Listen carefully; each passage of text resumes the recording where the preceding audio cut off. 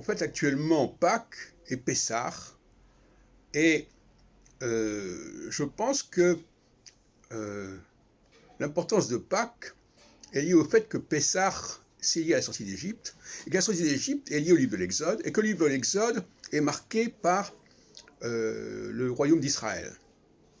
Puisqu'on, je sais pas, des centaines de fois, enfin des dizaines de fois, on répète les filles d'Israël, les enfants d'Israël, etc.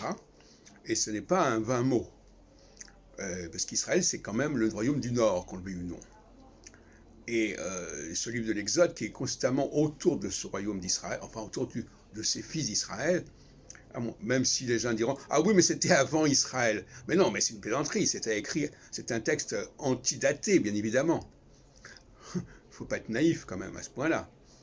Donc, la fête de Pâques et de Pessah, c'est la fête justement de cet israélitisme qui a phagocyté en quelque sorte le message judaïque.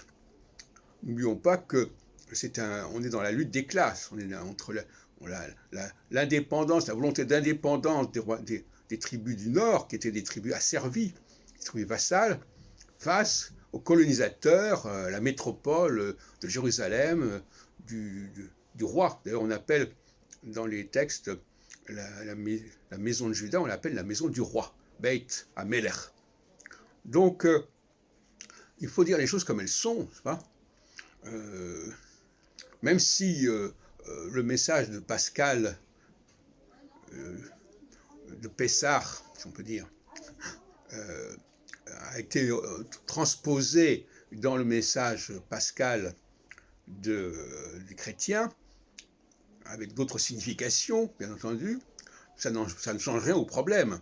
Les symboles sont les mêmes, les documents sont les mêmes. Et donc, Pessah, c'est l'aboutissement de cette espèce de confusion entre les textes qui sont à la gloire, en honneur avec le royaume d'Israël, et les textes qui sont à l'honneur du royaume de Juda.